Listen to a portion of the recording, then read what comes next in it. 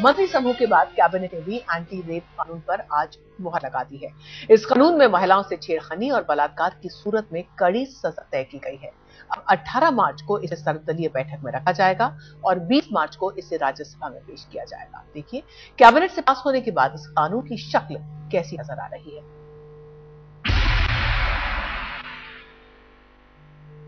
आज criminal law amendment bill पर विस्तृत चर्चा दोबारा हुई और जो कल सुझाव ग्रुप ऑफ मिनिस्टर्स ने दिए थे उन सभी सुझावों का आज कैबिनेट ने अनुमोदन कर दिया है। देश के कानून मंत्री कह रहे हैं कि औरतें महसूस करें, इसलिए कड़ा कानून बनाएंगे। सवेरे पी चिदम्बरम की अध्यक्षता वाले मंत्री समूह ने पास किया और शाम को कैबिनेट ने भी आगे बढ़ा दी बलात्कार विरोधी कानून की फाइल। मंत्री समूह पर तो आपसी सहमति से सेक्स की उम्र पर बहस भी हुई थी, लेकिन कैबिनेट की बैठक में कलम सिर्फ इसे ज्यों का त्यों पास करने के लिए चलाई गई। अब देखिए इस बलात्कार विरोधी कानून में है क्या। सबसे पहले तो आपसी सहमति से शारीरिक संबंध बनाने की उम्र 18 से घटाकर 16 साल कर दी गई है। मंत्री समूह की बैठक में महिला एवं बाल विकास मंत्री कृष्णा तीरथ ने इसका कड़ा विरोध किया था, लेकिन उनकी एक नहीं टली। जहां तक जुवेनाइल का जो बात है, उसमें अगर बेटी या लड़की जो है 12 साल में अगर बड़ी हो सकती है तो उसको भी हम लोग जो है जिस तरह का जो एज का रखा है तो उसको भी हम लोगों को परिवर्तन लाना जरूरी है, उसमें भी हम लोगों को घटाना जरूरी है। अब देखिए कि कैबिनेट ने जिस बिल को पास किया है उसमें किस जुर्म के लिए कितनी सजा है। जबरन शारीरिक संबंध बनाने पर उम्र कैद, महिला पर तेजाब फेंकने पर भी उम्र कैद और नाबालिग से दुष्कर्म करने वाले को भी मिलेगा उम्र कैद। बीजेपी के साथ साथ समाजवादी पार्टी भी इस बिल के विरोध में है।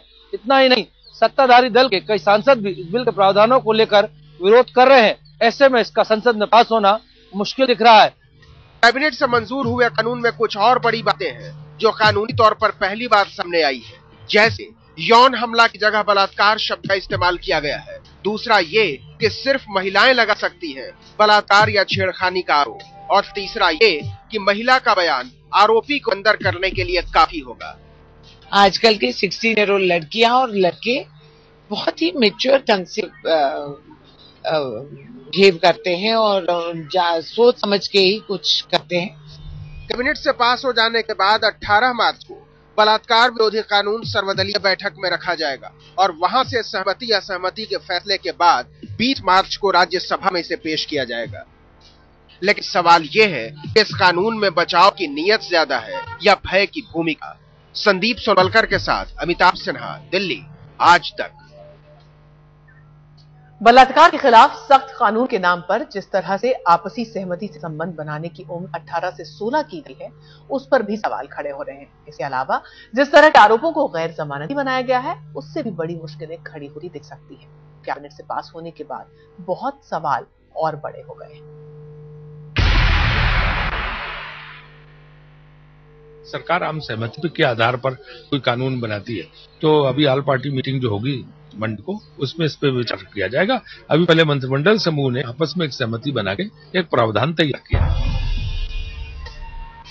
महिलाएं महसूस करें, ये पूरा देश चाहता है, लेकिन इस एहसास के लिए किसी के खिलाफ किसी को क्या अंतहीन अधिकार दिए जा सकते हैं। मंत्रियों के समूह के बाद कैबिनेट ने भी बलात्कार विरोधी कानून को मंजूरी दे दी है, लेकिन डर यह है कि कहीं ये सरकार के लिए बला न बन जाए।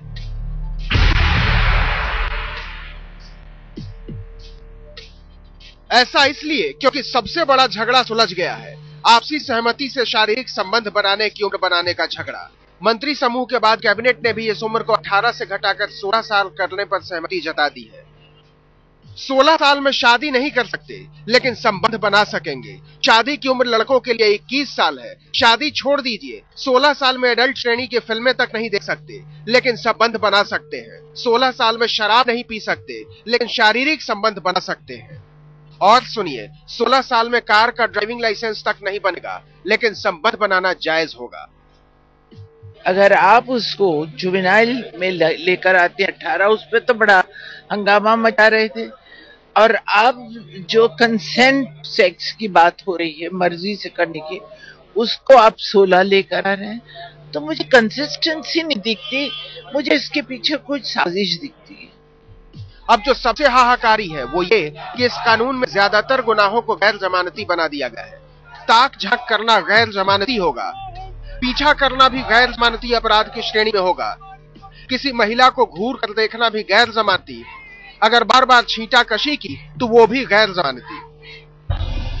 मतलब कोई पुरुष ट्रैफिक जाम में फंस गया हो और इत्तेफाक से उसकी कार किसी महिला की कार के पीछे हो तो महिला उस पर पीछा करने का आरोप लगा सकती है और उसकी जमानत नहीं होगी। इसी तरह आप किसी महिला को पहचानने की कोशिश कर रहे हो और महिला को यह पसंद ना आए तो वह उसे 100 नंबर डायल करके अंदर कर सकती है।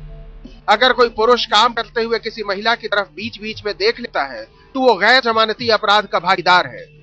जो परेशान करने वाली बात है वो ये कि पुलिस के लिए महिला का बयान आखिरी होगा, लेकिन पहले कानून ये था कि अगर महिला झूठी निकली तो उसके खिलाफ कार्रवाई की जा सकती थी, लेकिन अब ऐसा नहीं हो सकेगा। क्या दुरुपयोग इस देश में जिस तरह के महिलाओं के साथ, बच्चियों के साथ बलात्कार और अपराधें हो रही है, उसमें कानून सख्त होना चाहिए और सख्त कार्रवाई होनी चाहिए। अब सरकार मान रही है कि बलात्कार के खिलाफ हल्ला बोल के लिए उसका होमवर्क मुकम्मल हो चुका है, लेकिन आगे जो सूरत दिखाई दे रही है उसमें एक हाहाकार की भी उतनी ही गुंजाइश है। संदीप सोनवलकर के साथ शमशेर सिंह, दिल्ली, आज तक। अब करते हैं कुछ और खबरों का। क्या जम्मू कश्मीर के मुख्यमंत्री उमर अब्दुल्ला के लिए सीआरपीएफ के जवानों की कुर्बानी मायने नहीं रखती?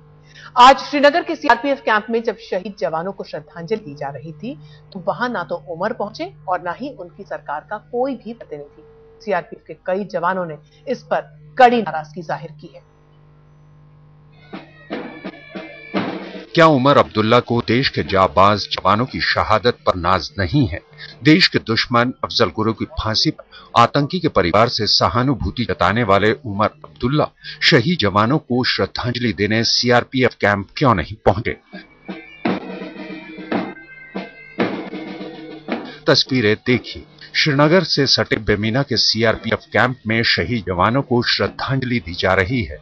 सीआरपीएफ के तमाम अफसर और जवान मौजूद हैं, लेकिन नहीं है तो मुख्यमंत्री उमर अब्दुल्ला या फिर सरकार का कोई नुमाइंदा। उमर की बेरुखी जवानों को अखर गई। हमारे सभी जितने जो यहाँ जो सीआरपी के जो हमारे फोर्स बड़े अफसर थे सभी आए, लेकिन हमारे चीफ मिनिस्टर साहब नहीं आए। यहाँ के हम लोग भी गए थे वहां पर, तो देखे गए वहाँ काफी आदमी थे, कई नहीं थे। तो एयरपोर्ट पे जो है चीफ मिनिस्टर साहब ने बधाई दिए हैं, तो इसमें सर आना चाहिए था सबको। देश के बहादुर जवान अमूमन सरकार के खिलाफ बगैर कुछ बोले अपना फर्ज निभाते हैं। शायद ये पहला मौका होगा जब जवानों ने सरकार की बेरुखी पर नाराजगी जताई। मीडिया में मामला तूल पकड़ा तो उमर अब्दुल्ला शहीदों को श्रद्धांजलि देने श्रीनगर एयरपोर्ट पहुंच गए। सरकारी सूत्रों ने बताया कि ये पहले से तय कार्यक्रम था कि मुख्यमंत्री एयरपोर्ट पर शहीदों को श्रद्धांजलि देंगे। बीजेपी को भी उमर की बेरुखी रास नहीं आई। गलत है।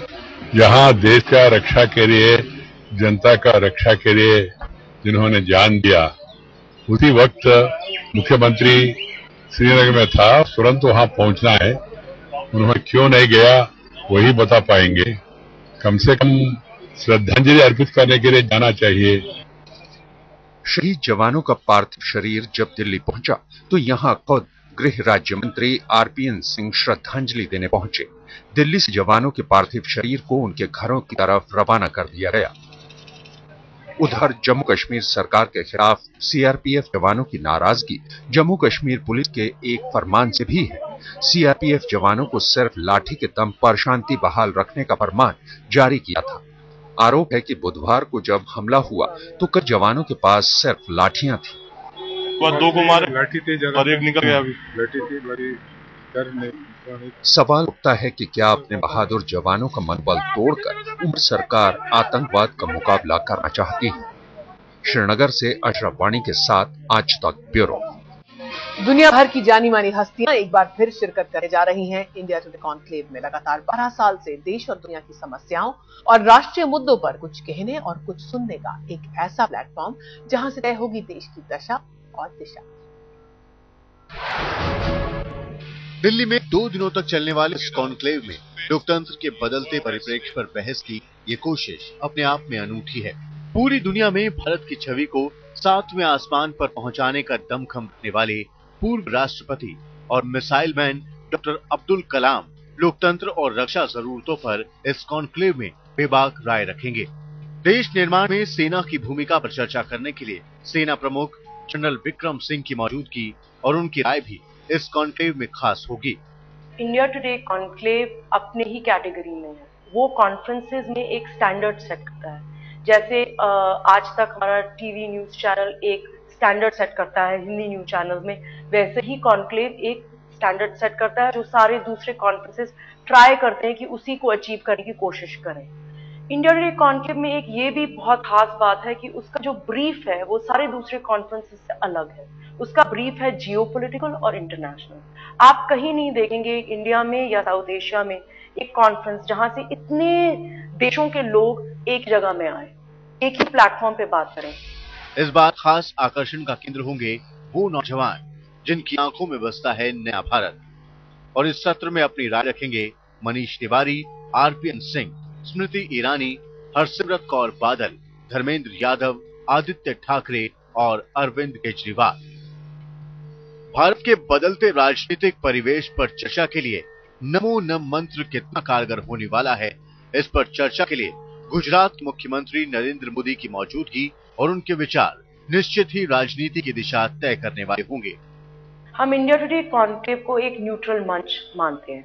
हमारा मानना है कि ये प्लेटफॉर्म है जहां पे सब किस्म के लोग अपने व्यूज आके एयर कर सकते हैं, समझा सकते हैं, शेयर कर सकते हैं। क्योंकि जब व्यूज शेयर होते हैं तभी बात आगे बढ़ती है, एक जेन्युइन डायलॉग होता है और यही है रियल फ्लेवर डेमोक्रेसी का। अगर आप सबके लोगों के व्यूज को सुनेंगे नहीं तो वो रियल डेमोक्रेसी कैसे कहलाएगी। इसलिए इस साल हमने नरेंद्र मोदी को बुलाया है। पिछले साल हमने उनके बिल्कुल डायग्रामेटिक ऑपोजिट लीडर को बुलाया था जिनके व्यूज उनसे बिल्कुल ऑपोजिट हैं। हम किसी के भी व्यू को इंडोर्स नहीं करते, हम सिर्फ एक प्लेटफॉर्म है।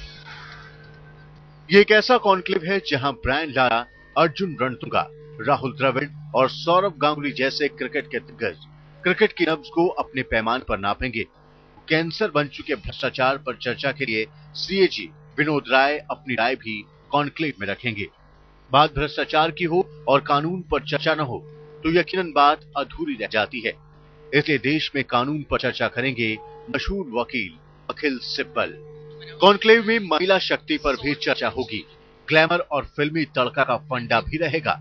इस खास सत्र के लिए चुलबुली हॉट अनुष्का शर्मा महिलाओं की भूमिका पर अपनी बेबाक राय रखेंगी। फिल्मी ग्लैमर में फ्रीडा पिंटो और इरफान खान की मौजूदगी कॉन्क्लेव में खास होगी। चर्चा होगी इस बात पर भी कि जब तक पश्चिम तालियां ना बजाए पूरब को अपनी अहमियत का अंदाजा ही नहीं होता। कॉन्क्लेव में संगीत पर चर्चा के लिए मशहूर संगीतज्ञ बॉम्बे जयश्री की मौजूदगी भी अहम होगी। कल्पना को कलम में कैद कर लोगों के ज़हन तक पहुंचाने वाले मशहूर लेखक अमीश त्रिपाठी अपनी नजर से कल के भारत पर अपनी राय रखेंगे। और जब इतनी हस्तियां एक साथ एक मंच पर होंगी तो यकीनन 21वीं सदी के भारत के सपने साकार भी होंगे, एक नई सोच और नई दिशा के साथ। आज तक ब्यूरो।